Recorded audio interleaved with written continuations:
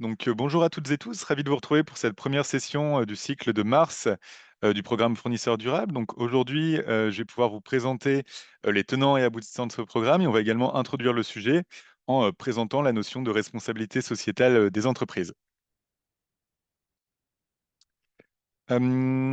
Juste avant de me présenter, je vous présente très rapidement les grandes lignes de ce cycle de formation. Vous avez été invité par des entreprises membres du Pacte mondial, en fait, à vous former, à vous sensibiliser à la RSE. C'est une notion que vous connaissez peut-être déjà un peu ou pas du tout. Vous verrez qu'à travers ce court programme, vous aurez une meilleure compréhension de cette notion et aussi une idée plus claire des premières actions à mettre en place dans vos entreprises. Donc, c'est un programme qui se compose de 4 sessions d'1 heure webinaires, donc une session chaque semaine sur un mois. Chacune des sessions, vous le verrez, se déroulera le mardi. Donc, on débute aujourd'hui avec les bases de la RSE, on verra juste après. On aura une prochaine session la semaine prochaine, mardi prochain, de 14 heures à 15 heures, sur la décarbonation. Une session la semaine d'après sur le respect des droits humains. Et enfin, une session le 25 mars sur le suivi et la formalisation de sa démarche. Je n'en dis pas plus pour le moment. Je recontextualiserai un peu plus amplement l'importance de ce programme, de la RSE plus globalement, un peu plus tard. Mais voilà, vous avez déjà un premier aperçu du programme, du cycle. Comme je disais, aujourd'hui, on va se concentrer sur les bases de la RSE, expliquer pourquoi c'est un enjeu qui devient fondamental, stratégique pour toutes les entreprises, grandes comme petites, et qu'est-ce qu'on entend justement derrière cette notion, ce concept qui est parfois un peu flou. Donc voilà, pour ma part, je m'appelle Émile Ezzedine, je suis en charge des PME, des organisations professionnelles et des chaînes d'approvisionnement au Pacte mondial de l'ONU Réseau France. Vous ne connaissez peut-être pas le Pacte mondial de l'ONU. J'aurai l'occasion de présenter cette initiative en fin de session. Donc, comme je vous le disais, on se retrouve aujourd'hui pour la première session sur les bases de la RSE et on verra en fin de webinaire quelle sera la prochaine session. Quelques conseils avant de débuter cette session du jour. N'hésitez vraiment pas à prendre la parole, soit via le chat, soit en levant la main, si vous avez une question, besoin d'un complément d'information sur un sujet particulier. J'essaierai soit d'y répondre au fil de l'eau si il n'y a pas beaucoup de questions, soit de les prendre en fin de webinaire s'il y en a un certain nombre, soit de répondre a posteriori à la suite de webinaire s'il y en a vraiment beaucoup. Voilà, j'essaierai de répondre à vos questions. N'hésitez vraiment pas à les poser. C'est aussi ça l'intérêt de ce cycle de webinaire, de vous permettre de clarifier certaines notions qui ne sont peut-être pour le moment pas très claires. Et donc voilà, soyez également attentifs si un participant prend la parole à ne pas l'interrompre, mais je pense que c'est bon pour tout le monde. Normalement, vous avez toutes et tous votre micro coupé. Donc aujourd'hui, nous nous retrouvons pour cette première session. On aura une première phase d'introduction. Pourquoi la RSE devient assez stratégique dans les entreprises, pourquoi on en parle de plus en plus également. On verra ce que veut dire, ce que signifie RSE justement, quelles en sont les opportunités, quels sont les avantages à mettre en place une démarche RSE, une stratégie RSE dans le cadre de son entreprise. On verra que c'est un sujet aussi qui se légalise, qui se judiciarise. Jusqu'à présent, la RSE était une démarche assez volontaire de la part des entreprises et la RSE rentre de plus en plus dans le cadre légal, dans le cadre contraignant du législateur, à la fois français mais également européen. Et on prendra, comme je disais, un petit temps de questions-réponses. Donc, les objectifs de la session du jour sont triples. Premièrement, mieux comprendre la notion de RSE, savoir la définir et savoir ce qu'elle recouvre. Deuxièmement, découvrir les opportunités, les avantages de la RSE. Et troisièmement, découvrir le cadre légal, donc obligatoire, contraignant, de la RSE et le cadre volontaire ou les cadres volontaires, vous verrez, du sujet. On va tout de suite débuter avec une courte introduction. Et en fait, pour introduire le sujet, on constate aujourd'hui qu'on parle de plus en plus de RSE, de durabilité d'entreprise, mais également de sujets connexes, de réchauffement climatique, de diversité et d'inclusion, et d'autres notions. Et c'est vrai que parfois, ce sont des notions qui sont un peu floues, pour lesquelles les entreprises, notamment les plus petites entreprises, ont une certaine difficulté à définir les concepts. Et parfois, elles se demandent également pourquoi ces notions peuvent être importantes pour son entreprise. Donc, on va vraiment essayer de répondre à ces questions aujourd'hui. Et pour partir de la base, du plus pragmatique, en fait, vous pouvez vous poser la question, réfléchir. si vous mettez déjà en place ce type d'action. Est-ce que dans votre entreprise, dans votre PME, dans votre TI, vous avez déjà commencé à instaurer une démarche de tri des déchets, de protection de la biodiversité, des actions de bien-être au travail, d'économie d'eau, d'achats locaux, territoriaux, des actions, des démarches de réduction de l'utilisation du plastique, donc voilà, des actions qu'on retrouve assez généralement dans des entreprises, y compris dans des plus petites, qu'on ne nomme pas forcément actions ou démarches RSE, mais qui, vous allez le voir, recouvrent réellement les thématiques qu'on attend d'une entreprise responsable. Donc, ce sont très certainement des actions que vous avez déjà mises en œuvre ou commencé à mettre en œuvre. Et vous verrez que c'est en fait ça, une entreprise qui peut se targuer d'avoir une démarche RSE de responsabilité sociétale. Si on souhaite définir la notion de façon un peu plus académique, on peut dire que la RSE, la responsabilité sociétale des entreprises, c'est la responsabilité des entreprises vis-à-vis des effets qu'elles exercent sur la société. Donc, l'idée générale de ce concept, de cette notion, est de faire en sorte que l'entreprise améliore son impact sur l'environnement et sur ses parties prenantes. Les parties prenantes, c'est une notion importante, vous en avez peut-être déjà entendu parler. C'est en fait les individus ou les groupes d'individus dont les intérêts sont affectés par les décisions de l'entreprise. On retrouve beaucoup de parties prenantes, beaucoup de typologies différentes. On va y retrouver les salariés, évidemment, les fournisseurs, les investisseurs, les riverains également, les collectivités locales, les investisseurs, les financeurs, les banques, entre autres. Donc, si on résume, la RSE, c'est faire en sorte que l'entreprise améliore son impact sur l'environnement et sur tous les sujets connexes, que ce soit l'eau, le climat, les polluants, la biodiversité, etc., etc. Et son impact sur les parties prenantes. Donc, on vient de voir quelques exemples. Voilà pour une première définition du sujet. Ce qui est aussi intéressant de noter, c'est qu'il existe une multitude de définitions. Ça, c'est une définition qui a été proposée par la Commission européenne, mais il en existe beaucoup d'autres. Mais voilà, c'est une définition qui a le mérite d'être assez simple à comprendre et pédagogique. Sur le sujet qui va nous concerner également, la RSE dans les PME, ce qu'il faut noter, c'est que la grande, voire l'immense majorité des PME françaises ont déjà mis des actions qu'on pourrait qualifier d'actions RSE. Il y a plusieurs sondages qui existent, plusieurs enquêtes, études qui montrent qu'environ 9 PME TPE sur 10 en France ont déjà mis volontairement en place des actions en faveur de l'environnement, des salariés, des parties prenantes, etc. Donc il y a un engagement qui est assez massif des petites et moyennes entreprises en France. Malheureusement, il y a une vraie une dichotomie entre des entreprises de petite et moyenne taille de moyenne taille qui s'engagent assez massivement sur ces sujets, mais qui ont une réelle difficulté à formaliser leurs actions RSE dans une stratégie structurée formalisée. Il y a environ qu'une PME sur 4, 24%, qui déclare avoir réussi justement à structurer une stratégie RSE. Donc on a d'un côté des PME françaises qui s'engagent assez massivement sur ces sujets, mais en même temps, en parallèle, des PME françaises qui ont une vraie difficulté à structurer leur progrès via une fixation d'objectifs, des plans d'action, des plans de suivi, des indicateurs, etc. Donc c'est à noter. Il y a aussi une difficulté de la part des PME, c'est la formalisation et la communication des informations, des données RSE. En fait, une fois que l'entreprise a mis en place un premier volet d'action, il est assez souhaitable qu'elle fasse preuve de transparence et qu'elle communique sur ses résultats, évidemment. Mais selon une étude, il y a environ qu'une PME sur trois, 38%, qui arrive justement à aller collecter cette information et la valoriser et la communiquer en externe. Donc c'est assez faible, c'est à noter, et ça a posé aussi une vraie difficulté, on le verra un peu plus tard, dans le cadre des réglementations européennes qui vont rentrer en vigueur, où les grandes entreprises vont demander à leurs fournisseurs, dont des fournisseurs de petite et moyenne taille, des informations sur les sujets RSE. Et donc, on le voit assez clairement ici.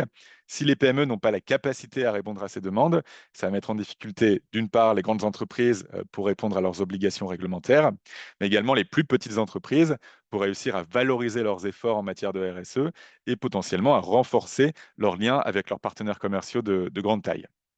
Donc voilà pour la vue d'ensemble du sujet et sur des thématiques qui vont nous intéresser. Comment réussir à permettre aux PME, TPE de formaliser ce qu'elles font déjà et d'améliorer leur démarche RSE. C'est vraiment le fil rouge qu'on aura pendant ces 4 sessions du cycle fournisseur durable. Sur les opportunités de la RSE, vous le verrez qu'elles sont extrêmement nombreuses. On a un premier volet d'opportunités qui concerne justement la contribution que peut avoir votre entreprise à la résolution, en tout cas la contribution à la résolution des grands défis mondiaux. Je pense que vous le savez, mais on est dans un monde qui subit de plein fouet de nombreux défis économiques, sociaux et environnementaux. Et il est assez partagé, consensuel désormais de dire que les États, les pouvoirs publics ne pourront pas répondre à l'ensemble de ces défis sans l'aide, sans le soutien et la contribution des entreprises. Donc les entreprises, le secteur privé, a un rôle assez essentiel à jouer sur la résolution de ces grands défis en matière de droits humains, de droit du travail évidemment, en matière de lutte contre le réchauffement climatique et de biodiversité et de gestion d'eau, de gestion des ressources, donc sur toutes les thématiques environnementales, en matière évidemment de lutte contre la corruption, en matière d'égalité hommes-femmes, en matière de gouvernance et plus globalement en matière d'atteinte des objectifs de développement durable, ce qu'on verra un peu plus tard. Ce qu'il faut retenir sur cette slide, c'est que les entreprises aujourd'hui ont un rôle essentiel à jouer sur la résolution de ces grands défis et mettre en place une démarche RSE peut aller dans ce sens. Deuxièmement, deuxième argument en faveur de la RSE, c'est justement la possibilité, l'opportunité d'améliorer son image de marque et de se différencier. Premièrement, et ça c'est un sujet clé et qui nous réunit d'ailleurs aujourd'hui, la RSE peut vous permettre de renforcer vos liens avec vos grands donneurs d'ordre, avec vos partenaires commerciaux de grande taille.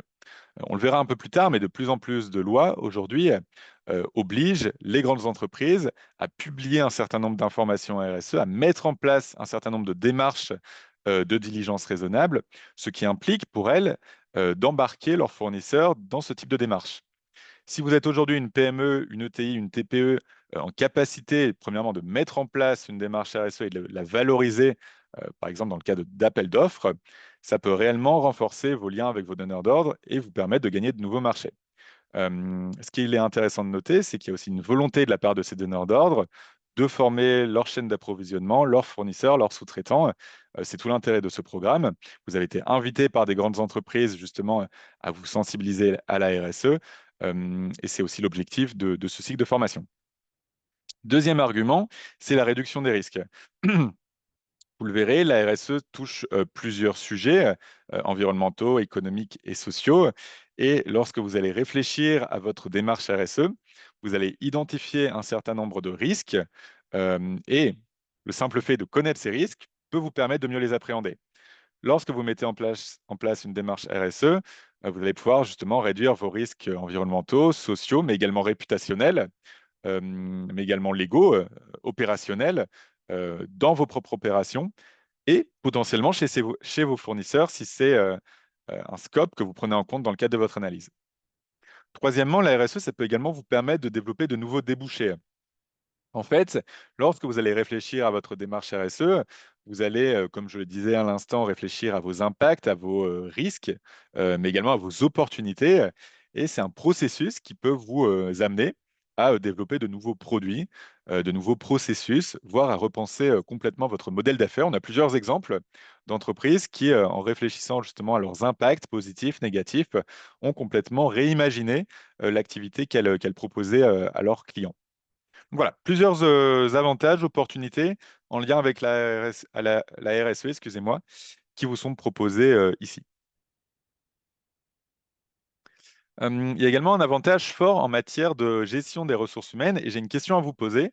Est-ce que vous savez la part des étudiants en école de management, en école de commerce, qui considèrent que l'impact sociétal de l'entreprise dans laquelle ils postulent peut être ou va être un critère déterminant dans le choix de leur emploi? Je vous laisse quelques secondes pour y répondre et je vous afficherai ensuite la bonne réponse.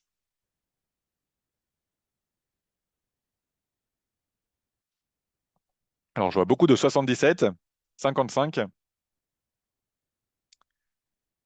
beaucoup de 77, quelques 55.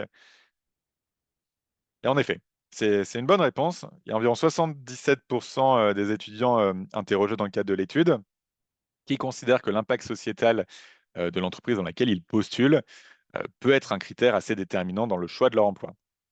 C'est toujours bon à avoir en tête dans des périodes où il peut être il peut être assez compliqué de recruter ou d'attirer des talents, avoir une démarche RSE peut être un facteur déterminant et différenciant pour recruter de nouveaux salariés. Ce qu'on note aussi, c'est que de plus en plus de salariés déjà en poste s'intéressent au sujet du développement durable, de la RSE. Il y a une forte augmentation de l'intérêt des salariés sur ces sujets. On a une statistique, 86% des salariés s'intéressent aujourd'hui davantage au développement durable par rapport à il y a quelques années. Ce qui veut dire que la RSE peut également être un levier de motivation, de rétention, de gestion du turnover assez efficace. Donc la RSE sur le volet RH peut à la fois vous permettre d'attirer de nouveaux talents, mais également d'améliorer la motivation, la rétention des salariés déjà en poste. On peut également noter que parmi les critères, les sujets, les thématiques prioritaires identifiés par les salariés déjà en poste, on retrouve beaucoup de sujets directement liés à la RSE. Par exemple, selon cette étude du MEDEF, on constate que beaucoup de salariés en poste considèrent les thématiques de la santé, de la sécurité au travail, de l'égalité femmes-hommes, de l'éthique, mais également de l'environnement, comme très prioritaires ou très importants dans le cadre de leur emploi. Donc, ce qu'il faut encore une fois retenir ici, c'est que via une démarche RSE, votre entreprise va pouvoir se positionner sur ces sujets et va pouvoir répondre à des attentes existantes chez les salariés déjà en poste. Et donc, encore une fois, amélioration de la rétention, de la motivation et gestion du turnover. Dernier volet d'argument en faveur de la RSE, c'est justement la possibilité, dans certains cas, de faire des économies. Vous le verrez, et on le verra lors des sessions prochaines, la RSE peut impliquer des coûts, des investissements, notamment dans le cadre de plans de décarbonation, mais il peut également vous faire gagner de l'argent de façon très directe. Premièrement, la RSE, notamment dans le cadre de plans de décarbonation, peut vous permettre de faire des économies d'énergie. Il est clair que dans un contexte avec un coût de l'énergie qui est assez élevé, réduire sa consommation d'énergie peut permettre à l'entreprise de faire des économies assez substantielles. Donc là, c'est vraiment gagnant-gagnant. Dans le cadre de plans de décarbonation, si vous avez à la fois la possibilité de réduire vos émissions de gaz à effet de serre, ce qu'on verra lors de la prochaine session, et la possibilité, l'opportunité de faire des économies. C'est d'ailleurs aussi un bon argument à présenter à son dirigeant ou à sa dirigeante d'entreprise, généralement. Deuxième argument, c'est des économies possibles en matière première. Là, c'est un concept qu'on développera aussi lors de la prochaine session, l'éco-conception, qui peut vous permettre, dans certains cas, de concevoir différemment vos produits et d'économiser en matières premières et donc, par voie de conséquence assez logique, de faire des économies sur le coût de fabrication de vos produits. Et enfin, troisième argument économique sur ce sujet, c'est, on le disait à l'instant, la possibilité d'améliorer la rétention et la motivation de vos équipes, de réduire par conséquence le désengagement et le turnover. À savoir, c'est une statistique qui peut être intéressante à avoir en tête, que le remplacement d'un salarié peut coûter plusieurs milliers, voire dizaines de milliers d'euros. Donc, lorsqu'on a une équipe qui est engagée, qui est motivée et un turnover assez faible, c'est aussi des économies assez directes et assez substantielles qui peuvent être réalisées. Donc voilà, on a vu assez brièvement quelques arguments, opportunités de la RSE. Vous le voyez, la RSE, ce n'est pas qu'un supplément d'âme, ce n'est pas qu'un engagement moral de la part de l'entreprise, c'est également une opportunité stratégique, économique, différenciante en matière de relations avec ses partenaires commerciaux, en matière de différenciation, en matière de ressources humaines et dans une moindre mesure également en matière d'économie. Et ça, c'est aussi un message clé qu'on souhaite vous faire passer dans le cadre de ces sessions. Une fois qu'on a vu pourquoi faire de la RSE, on va s'intéresser à la question du comment. Vous allez voir que lorsqu'on parle de cadre de la RSE, on a vraiment deux piliers. On a le registre réglementaire contraignant obligatoire. Ce sont les lois, les arrêtés, les directives, les règlements européens qui vont structurer les obligations légales en la matière. Et on a, deuxième pilier, les cadres volontaires, qui vont être les labels, les cadres de reporting, les initiatives d'engagement, qui ne sont pas contraignantes, qui ne sont pas obligatoires, mais que les entreprises peuvent utiliser pour davantage structurer leur démarche RSE, la valoriser, pour communiquer sur leurs progrès, pour aller un cran plus loin, au-delà de la loi. Donc, commençons tout de suite par le cadre légal. Le cadre légal, c'est tout ce qui va être obligatoire, contraignant pour les entreprises. Alors, ce qu'il faut retenir, c'est que pendant des années, la RSE a davantage été le ressort d'engagement volontaire de la part d'entreprises. On peut situer euh, un intérêt qui s'est progressivement développé à partir des années 90-2000, où de plus en plus d'entreprises, notamment des grandes entreprises, ont commencé à mettre en place, à mettre en œuvre des actions sur le volet social, sur le volet du respect des droits humains, sur le volet environnemental également, de plus en plus, mais sur une base volontaire. Ce qui se passe, et c'est assez intéressant de le noter depuis quelques années, c'est que ces engagements volontaires sont de plus en plus en train de rentrer dans le cadre légal, de devenir contraignants, obligatoires. En fait, en France notamment, plusieurs lois imposent désormais aux entreprises de prendre en considération leurs impacts sociaux, environnementaux, on le verra, et de communiquer sur les résultats de leur action. J'ai pris quelques exemples pour vous montrer cette dynamique. On a eu en 2010 la loi Grenelle 2 qui a imposé aux entreprises de plus de 500 salariés, vous le verrez, les seuils sont simplifiés pour mesure de compréhension, donc de plus de 500 salariés, de publier tous les 3 ans, désormais c'est 4 ans, un bilan de gaz à effet de serre. C'était une première obligation sur le sujet du reporting du bilan de gaz à effet de serre qui était demandé aux entreprises avec la loi Grenelle 2. En 2014, on a eu une nouvelle loi, une nouvelle obligation, la DPEF, la déclaration de performance extra-financière, qui découle d'une directive européenne qui imposait aux grandes entreprises de publier chaque année une déclaration qui venait préciser, illustrer les actions mises en œuvre par l'entreprise sur les volets sociaux et environnementaux et qui demandait également à l'entreprise de publier un certain nombre d'indicateurs pour attester des progrès de celle-ci. En 2017, on a eu une loi très intéressante dans le cadre légal français. C'est la loi sur le devoir de vigilance. En fait, pour vous l'expliquer, il faut repartir un peu plus tôt. En 2013, à Raqqa, au Bangladesh, c'est peut-être un événement qui vous parle. C'était, vous savez, cette usine textile qui s'était effondrée et qui avait fait environ 1200-1300 morts. Dans les débris, en fait, on avait retrouvé des marques textiles de grandes enseignes internationales, notamment occidentales. Et en fait, cette affaire avait mis sur le devant de la scène la responsabilité des très grandes entreprises vis-à-vis de leurs sous-traitances. Un certain nombre de ces grandes entreprises avaient nié justement cette responsabilité. Ça met le doigt sur un sujet clé, c'est la responsabilité justement des grandes entreprises vis-à-vis de leurs fournisseurs, de leurs sous-traitants, et sur la difficulté aussi de cartographier cette chaîne de sous-traitance, d'approvisionnement, notamment lorsqu'elle est éclatée et complexe. Et donc cette loi française est venue obliger les très grandes entreprises à mettre en place un plan de vigilance. Un plan de vigilance, c'est quoi? C'est premièrement d'identifier les risques dans sa chaîne de valeur, dans dans ses propres opérations évidemment, mais également chez ses sous-traitants.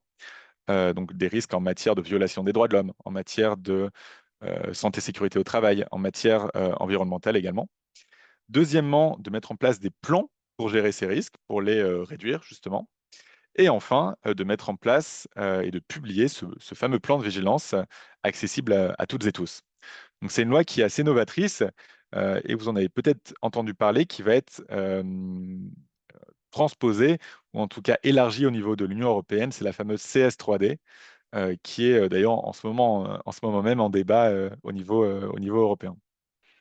2024, c'est aussi une date importante, c'est l'entrée en vigueur, excusez-moi, de la CSRD, donc de la Corporate Sustainability Reporting Directive, qui est une mise à jour, on pourrait dire, de la DPEF et qui oblige les entreprises européennes, à partir de certains seuils, de publier des rapports de durabilité en suivant une trame standardisée. Donc, ça remplace la DPEF.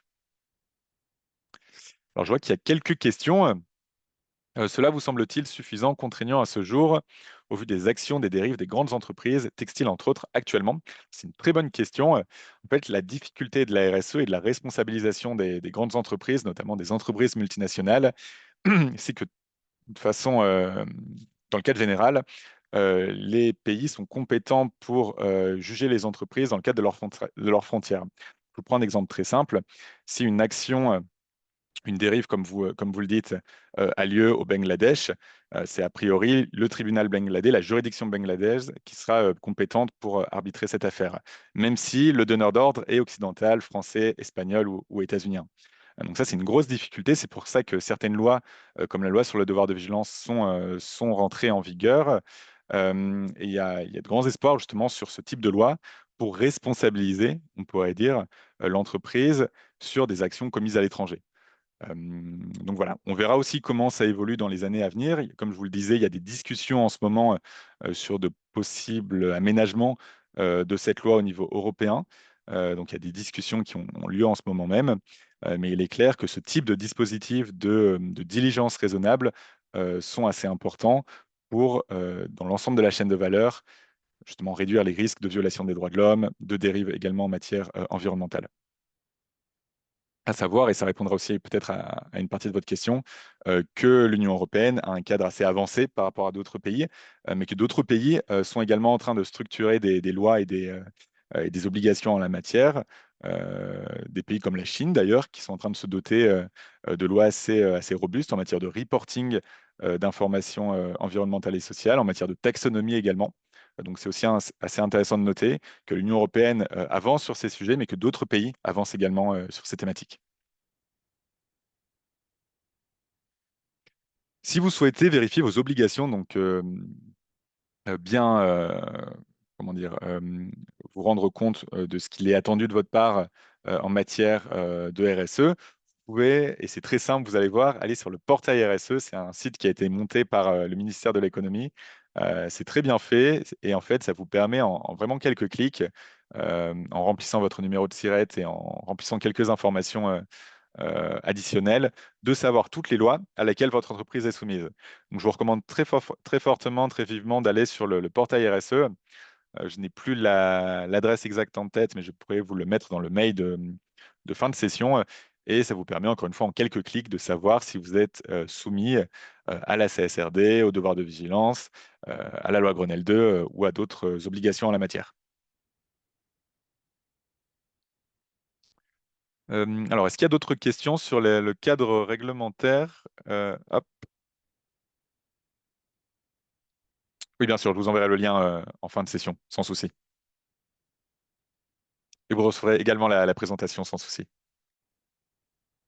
Donc voilà, ce qu'il faut retenir, c'est que depuis une dizaine, une quinzaine d'années, de plus en plus de lois, d'obligations sont mises en œuvre, rentrent en vigueur et vont obliger les entreprises, premièrement, à transformer leurs pratiques, à mettre en place un certain nombre d'actions sur les sujets RSE, et également, et surtout d'ailleurs en ce moment, à publier des informations en matière environnementale et sociale, des informations, et c'est le fameux acronyme ESG, environnemental, social et gouvernance, que vous avez peut-être déjà entendu parler. C'est vraiment les deux piliers sur lesquels les lois se structurent en ce moment. Et comme je le disais à l'instant, on a beaucoup de lois en Europe, mais on a aussi d'autres lois dans d'autres pays du monde. Donc c'est une dynamique assez globale, assez internationale sur ce sujet. Merci beaucoup, Élise, pour le lien. Alors, pour les entreprises de moins de 10 salariés, il n'y a rien d'obligatoire. Bonne question. Alors pour les très petites entreprises, les TPE, il y a très peu d'obligations en effet sur ces sujets. Ce qu'il peut être intéressant de faire pour bien être certain de ne rien louper, c'est d'aller faire une simulation sur le portail RSE. Mais en effet, pour les très petites entreprises, pour les petites PME également, la RSE reste aujourd'hui un engagement volontaire, tout à fait, qui peut offrir beaucoup d'opportunités, comme on l'a vu précédemment. Donc voilà, on a vu le cadre légal à l'instant, on va désormais voir le cadre volontaire ou les cadres volontaires de la RSE. Vous verrez, ce sont toutes les initiatives qui peuvent vous permettre de structurer des démarches, de les valoriser, de mieux communiquer sur vos progrès, bien qu'elles ne soient pas obligatoires. Donc des cadres volontaires, il y en a pléthore, il y en a vraiment un très très grand nombre. On va y retrouver des certifications, des labels, des initiatives volontaires, des initiatives de reporting, etc. La plateforme RSE, qui est une instance sous l'autorité du Premier ministre qui travaille sur les sujets justement de responsabilité sociétale, parle même de jungle des labels pour vous annoncer la couleur. Donc il y a vraiment beaucoup, beaucoup d'initiatives qui existent. On verra aussi au cours de ces sessions comment cibler les initiatives qui peuvent vous être les plus utiles en fonction de vos priorités, en fonction de vos secteurs d'activité. De vos activités, de vos thématiques aussi du quotidien, pour ne pas vous éparpiller. Beaucoup de choses sont proposées. Et donc voilà, il faut faire un tri dans ce qui peut être intéressant de ce qui l'est moins. J'ai pris quelques exemples sur cette slide de cadres volontaires qui existent. On va retrouver le pacte mondial, le Global Compact, donc, que je vous présenterai un peu après. On va y retrouver aussi les objectifs de développement durable que je vais vous présenter, qui peut aussi offrir un cadre intéressant.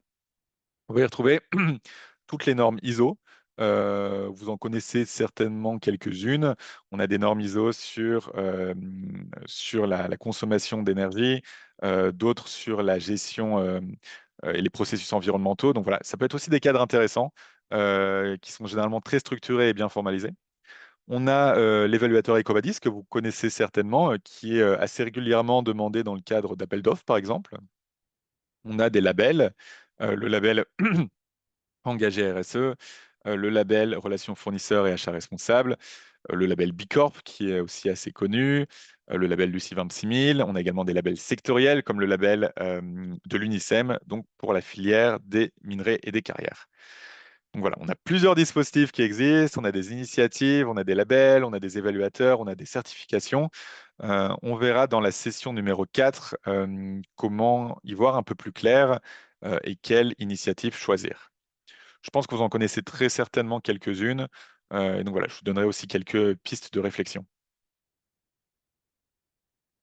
Aujourd'hui, je vais prendre quelques minutes pour vous présenter donc le Pacte mondial, qui est l'initiative pour laquelle je travaille, euh, pour voilà, que vous ayez une meilleure connaissance de ce sujet.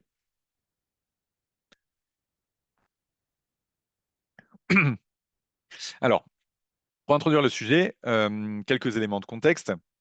Le Pacte mondial a été créé dans les années 90, à la fin des années 90, en 99, par Kofi Annan, donc l'ancien secrétaire général des Nations Unies, à un moment assez inouï. En fait, la période des années 90, c'est un moment où la mondialisation se développe fortement, où les multinationales se développent fortement, ce qui a pour but, dans une certaine mesure, d'entraîner des dérives. On en parlait aussi dans la question qui a été posée, en matière notamment de violation des droits de l'homme. Vous vous souvenez peut-être de certains cas assez marquants, mais également en matière environnementale. Et ce qui s'est passé, c'est qu'il y a une prise de conscience de la part des États qui ont compris qu'il était difficile de réguler ces entreprises multinationales qui opéraient dans plusieurs pays sur plusieurs marchés et que peut-être qu'il fallait avoir une posture innovante, novatrice, et c'est ce qu'a proposé Kofi Annan. En fait, l'idée de base de Kofi Annan était plutôt que d'essayer de contraindre directement par la loi ou par des traités les entreprises multinationales, il fallait davantage les impliquer dans les discussions et les faire contribuer justement à la résolution de ces grands défis via un pacte qu'il a proposé, donc le fameux pacte mondial, qui serait fondé sur des valeurs, des principes communs et universels, infusés, diffusés directement dans les entreprises. Le postulat de Kofi Annan, c'était de dire, comme il n'est pas forcément possible en l'état de contraindre les entreprises multinationales, essayons justement de diffuser les valeurs des Nations Unies directement dans leurs opérations. C'est la promesse de base, c'est son postulat, et vous verrez que depuis 99, le pacte mondial a bien grandi.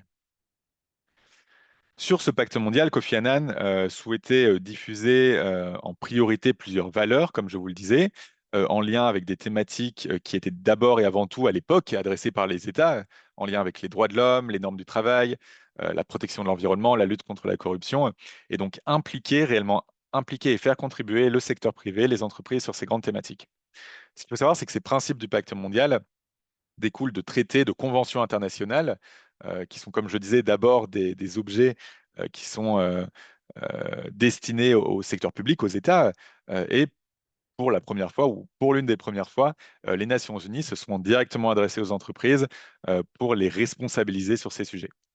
Donc, je ne vais pas passer en revue chacun des grands principes, mais savoir que ces principes engagent l'entreprise sur un respect des droits de l'homme, sur un meilleur respect des normes du travail, sur une meilleure protection de l'environnement dans les opérations de l'entreprise et l'engage sur la lutte contre la corruption. C'est bien un engagement volontaire. Le pacte mondial n'est pas contraignant.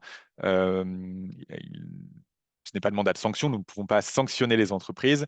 C'est une initiative volontaire d'engagement. Et c'est bien le postulat de départ de Kofi Annan.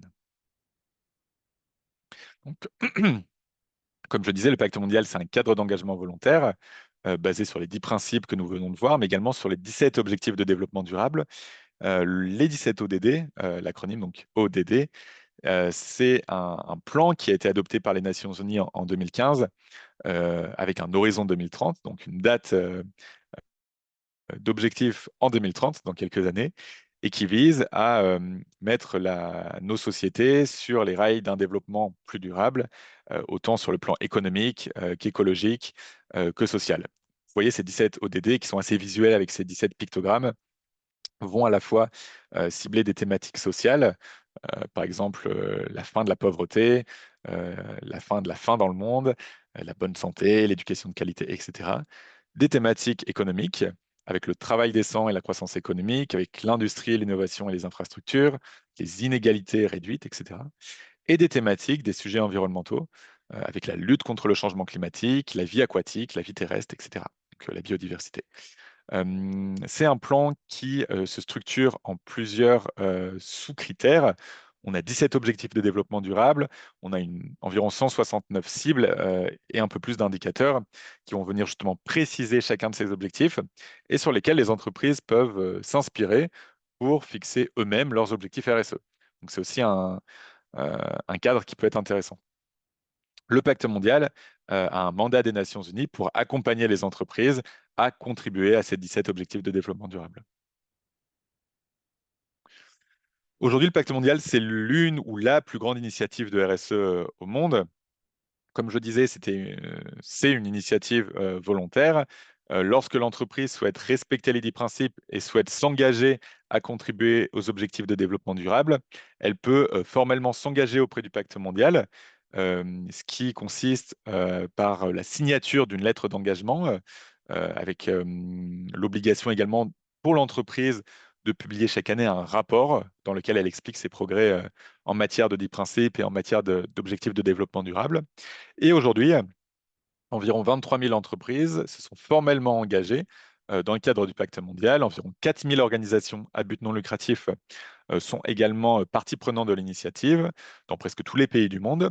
Et ce qu'il est intéressant de constater, vous le voyez à l'écran, c'est que le pacte mondial a également des relais locaux, donc des réseaux locaux dans 62 pays qui permettent d'avoir un point d'ancrage pour les entreprises membres, d'avoir accès à un ensemble de ressources, d'activités, de services pour les aider dans leur démarche RSE. Donc de mon côté, je travaille pour le réseau français, mais vous voyez qu'on a beaucoup de réseaux également en Amérique, en Asie, en Afrique, en Océanie, sur tous les continents, qui permettent d'avoir, comme je le disais, des points d'ancrage locaux pour accompagner les entreprises. Cet accompagnement donc, se structure autour de plusieurs activités. N'hésitez pas aussi à me contacter si vous souhaitez avoir plus d'informations sur ce sujet, mais à savoir que le Pacte mondial, pour accompagner ces entreprises, va proposer des événements, des groupes de travail, une dynamique territoriale, des accélérateurs, des e-learnings, des coalitions, etc. En France, on a environ 2100 entreprises participantes, dont les entreprises qui vous ont invité à ce cycle de formation, de sensibilisation. Et donc voilà, c'est une vue d'ensemble de ce qui est proposé par le Pacte mondial, qui est, comme je disais, une initiative volontaire d'engagement, qui est additionnelle aux obligations réglementaires, qui peut d'ailleurs vous aider, dans une certaine mesure, à répondre à vos obligations réglementaires et à aller un cran plus loin. Parfait. Donc, juste avant de passer à une dizaine de minutes de questions-réponses, je vais vous présenter les prochaines étapes de ce cycle de formation. On se retrouvera donc mardi prochain, le 11 mars, de 14 heures à 15 heures, pour une session sur la décarbonation. Donc, on traitera notamment, premièrement, du sujet d'un point de vue théorique. En fait, je vous expliquerai pourquoi le climat se réchauffe, se dérègle, quelles en sont les causes, mais également les conséquences, et comment, à votre échelle, vous pouvez agir pour réduire vos émissions de gaz à effet de serre. On discutera également des aides, des subventions, des prêts qui peuvent vous être assez utiles sur ce sujet. Ce qu'on constate assez régulièrement, c'est que beaucoup d'entreprises ont la volonté de réduire leurs émissions de gaz à effet de serre, tout simplement, qu'elles ont des idées pour ce faire, mais qu'au niveau du financement, de l'investissement nécessaire, ça bloque. Donc, je vous présenterai quelques aides qui peuvent vous être assez utiles pour agir. Le mardi de la semaine suivante, donc, on aura une session sur le respect des droits humains. Les droits humains, c'est une notion qui peut faire assez peur à des entreprises, notamment de petite et moyenne taille. On l'abordera d'un point de vue très pragmatique. Vous verrez que derrière les droits de l'homme, on a l'égalité entre les hommes et les femmes, on a les luttes contre les corruptions, contre excusez-moi, les discriminations, on a les conditions de travail. Donc voilà, des notions très concrètes, très pragmatiques pour des entreprises comme les vôtres. On verra donc ce qu'on entend derrière les droits humains et ce qu'on peut faire sur ce sujet pour s'assurer du respect. Et enfin, sur la dernière session, on verra donc, comme je le disais, quelques outils pour vous aider à identifier les sujets prioritaires sur lesquels axer vos politiques RSE, les indicateurs et les objectifs que vous pouvez fixer et les moyens de communication que vous pouvez utiliser pour le valoriser en externe. Voilà pour le programme de ce cycle. Point additionnel, n'hésitez vraiment pas à inviter vos fournisseurs, vos sous-traitants à ce programme si vous le souhaitez, avec le code entreprise qui vous a été fourni. En fait, le postulat qu'on a, c'est que les grandes entreprises qui vous ont invité donc vous considèrent à juste titre comme leurs fournisseurs, mais que vos fournisseurs sont au final les sous-traitants des grandes entreprises qui vous ont invité. Donc, si vous pouvez faire cascader cette formation, cette sensibilisation à l'ensemble des chaînes d'approvisionnement des entreprises qui vous ont invité, ça pourrait avoir un impact assez considérable et permettre voilà, de généraliser une bonne connaissance des sujets RSE, une bonne connaissance des premières actions pratiques à mettre en œuvre. Donc voilà, on va prendre quelques minutes pour répondre à vos questions si vous en avez. Euh, et ensuite, on pourra se quitter. Alors, il y a énormément d'actions RSE qui ne sont pas monitorables, notamment dans le cadre du bien-être au travail, le respect du personnel, etc. Pour la gestion des déchets, idem, comment monitorer le tri des déchets? Alors, très bonne question. Comme je disais, il y a un réel défi qui est la formalisation de l'existant. Vous mettez très certainement déjà en place des actions pour améliorer le bien-être de vos salariés, pour gérer vos déchets très certainement également. Donc, c'est des actions qui sont déjà mises en place. Et en fait, vous verrez dans le cadre de la session numéro 4 que quelques indicateurs, justement, peuvent être assez utiles pour monitorer, pour suivre ces progrès, pour le valoriser, pour se fixer des objectifs également. Donc, je vous donnerai en session 4 quelques exemples d'objectifs qui peuvent vous aider à suivre vos progrès dans le cadre du tri des déchets, dans le cadre d'enjeux sociaux également, notamment bien-être au travail. Mais je rejoins tout à fait, il y a certains sujets pour lesquels il est compliqué, délicat d'avoir un indicateur pertinent à suivre. Euh, mais malheureusement ou heureusement, c'est aussi un enjeu pour bien s'assurer justement du progrès de l'entreprise sur ces sujets et potentiellement le valoriser en externe. Alors, est-ce que vous avez quelques questions sur ce sujet? Je vois qu'il y en a une également en QR. Alors, c'était une réponse au sondage. Est-ce que de votre côté, ah oui, je vois qu'il y a une question peut-être avant que je la lise. Est-ce que de votre côté, vous avez déjà bien conscience des obligations auxquelles vous êtes soumise en tant qu'entreprise en matière de RSE ou pas du tout? Si ça n'est pas le cas, justement, peut-être qu'aller faire une simulation sur le site du portail RSE peut être un bon début. Où pouvons-nous trouver des résultats des engagements RSE pris tant par les entreprises que par les pays de manière générale? Excellente question également. La difficulté aujourd'hui de la RSE en France, en Europe et dans le monde, c'est qu'il n'existe pas, en tout cas il n'existait pas, de format type de rapport RSE. C'est-à-dire, lorsque vous souhaitiez comparer les engagements, les actions, les résultats RSE d'une entreprise vis-à-vis d'une autre, il y avait une réelle difficulté parce que chaque entreprise avait son propre format, son propre rapport qui parfois faisait 300, 400 pages et sur lequel il était assez difficile de trouver l'information pertinente. Ce qui est utile de noter, c'est que dans l'Union européenne, On a la CSRD qui est arrivée, qui est entrée en vigueur et qui va permettre, sous réserve des modifications en cours, euh, d'harmoniser d'une certaine manière la façon dont les entreprises communiquent leurs résultats.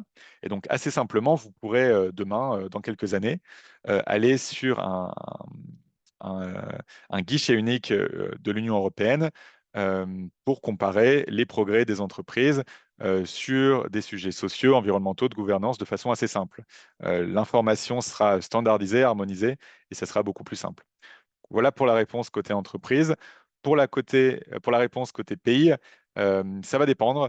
En fait, si vous souhaitez connaître l'engagement d'un pays sur le volet du climat, par exemple, vous pouvez aller voir si le pays en question a ratifié les accords de Paris.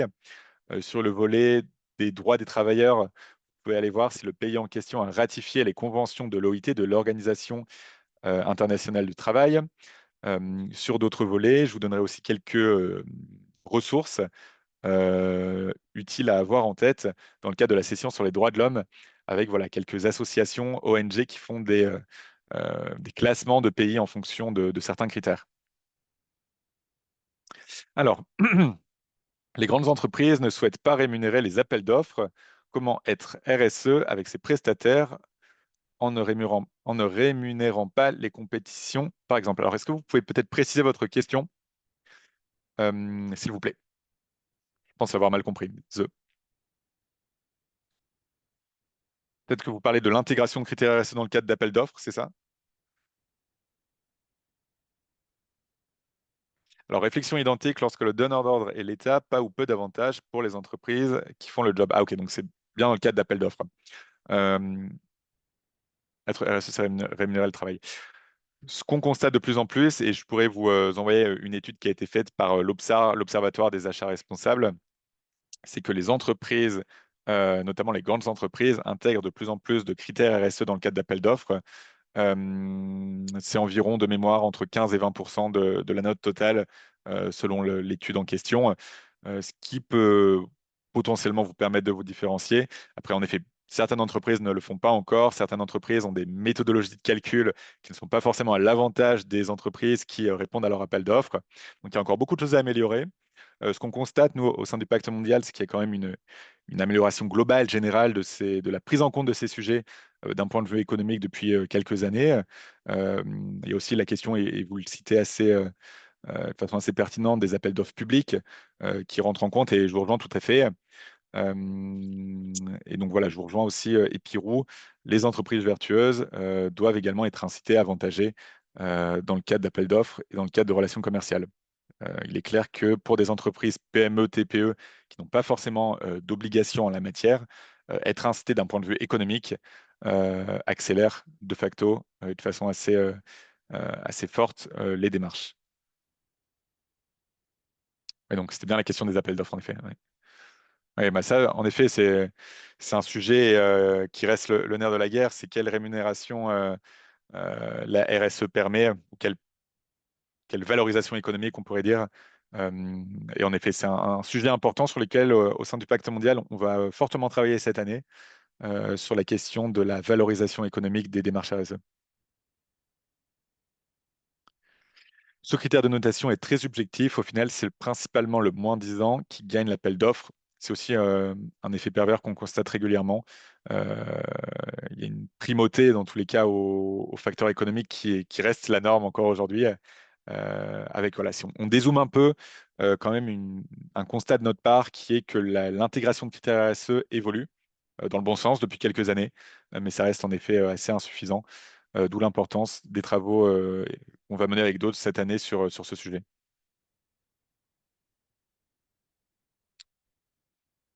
Très bien. Est-ce que vous avez d'autres questions sur cette première session, donc que ce soit sur le cadre réglementaire, sur les avantages de mettre en place des démarches RSE, sur les cadres volontaires de la RSE, ou est-ce que c'était clair?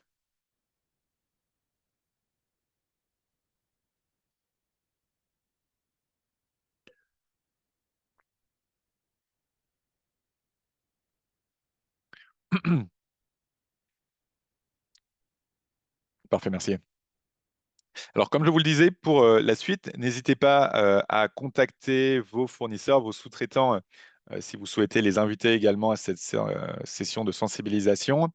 N'hésitez pas à m'écrire, je pourrais vous transmettre un petit kit de communication avec quelques éléments de langage, quelques visuels qui pourraient vous aider aussi à motiver vos fournisseurs, vos sous-traitants à s'engager dans ce parcours. Et n'hésitez pas aussi tout simplement à m'écrire si vous avez des questions sur un sujet ou un autre. Donc, je vous remercie à toutes et tous d'avoir suivi cette première session de sensibilisation dans le cadre du parcours fournisseur durable et je vous dis à mardi prochain. Bonne fin de journée à toutes et tous.